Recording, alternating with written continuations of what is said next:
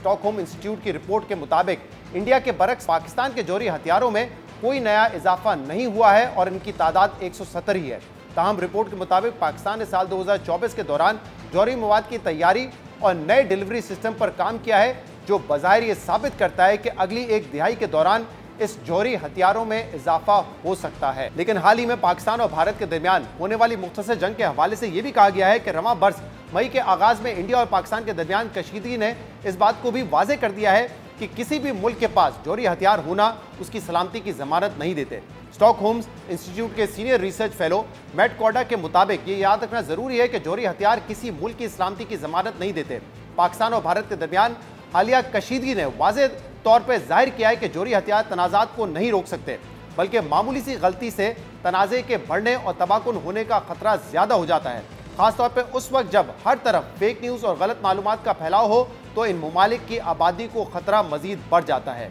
यानी Stockholm institute की सालाना रिपोर्ट, जिसके अहम नुकात हमने आपके सामने पेश किए, उससे जाहिर होता है कि दुनिया को इस वक्त सिक्योरिटी के हवाले से इंतहाई नाजुक सूरत-ए-हाल का सामना है, लेकिन इस सूरत-ए-हाल का सबब कोई बैरूनी खतरा नहीं, बल्कि दुनिया के ममालिक खुद ही एक दूसरे के लिए खतरा बनकर सामने आ रहे हैं। अब एक तरफ स्टॉकहोम इंस्टीट्यूट की रिसर्च फेलो की राय यह है कि किसी मुल्क के पास जौहरी हथियार होना इसकी कौमी सलामती की जमानत नहीं, वहीं इसके बरक्स राय भी पाई जाती है। American think tank Brookings institution के एक तज्जिए में फॉरेन पॉलिसी डायरेक्टर माइकल हेनलन और senior fellow foreign policy Bruce riddle ने यह आर्ग्यूमेंट पेश किया है कि कुछ माहिरीन में यह ख्याल किया जाता है कि एटमी हथियार सिर्फ दूसरे मुल्क के एटमी हमलों को रोकने के लिए होता है, लेकिन हालिया वाकयात ये दिखा रहे हैं कि कुछ ममालिक इन हथियारों को अपनी हुकूमत बचाने के लिए भी ज़रूरी समझते हैं, ताकि कोई ताकतवर मुल्क इन पर हमला ना करे। कम अज़ कम एटमी हथियार ना होने की सूरत में आप वाज़ेह तौर पर गैर महफूज होते हैं। अपने इसी आर्ग्यूमेंट की सपोर्ट में माइकल हेनलन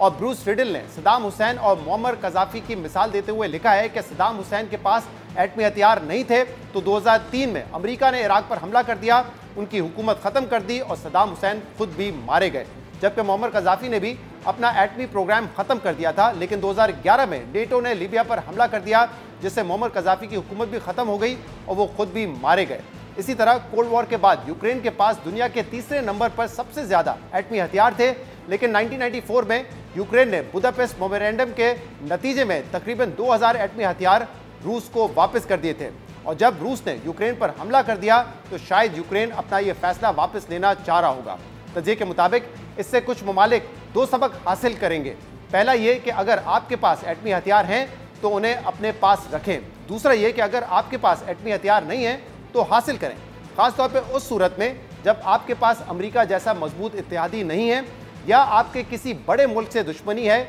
जो मुमकिन तौर पर जंग का सबब बन सकती है। यानी माहिरीन में एटमी हथियार रखने या ना रखने के हक और मुखालफत दोनों किस्म की राय पाई जाती हैं, जो कि हमने आपके सामने रखी हैं। अब स्टॉकहोम इंस्टीट्यूट की जानिब से जौहरी हथियारों की दौड़ और अस्करी अखराजात में जो इजाफे से मुतलिक आदाद शुमार पेश किए गए हैं वो पिछले साल यानी 2024 की बुनियाद पर पेश किए गए हैं, लेकिन रवां साल भी 2024 की तरह ही अस्करी अखराजात में इजाफे का रुझान वाज़ेह नजर आ रहा है, जिनमें पाकिस्तान, भारत और चीन जैसे ममालिक अपने दिफाई बजट में गैर मामूली इजाफा कर चुके हैं। पाकिस्तान की जानिब से रवां माह पेश किए जाने वाले वफाकी बजट में दिफाई बजट में 20% के इजाफे का ऐलान किया गया है, जिसके बाद मुल्क का दिफाई बजट 2122 अरब रुपए से बढ़कर 2550 अरब रुपए हो गया है। इसी तरह भारत की जानिब से भी अपने दिफाई बजट में पिछले साल के मुकाबले में तकरीबन 9.5% इजाफा किया गया है, जिसके बाद मुल्क का दिफाई बजट 76.3 अरब डॉलर से बढ़कर रवां माली साल में 78.4 अरब डॉलर तक बढ़ा दिया गया है। दुनिया के एक और अहम मुल्क चीन की तरफ से भी हर साल की तरह इस साल भी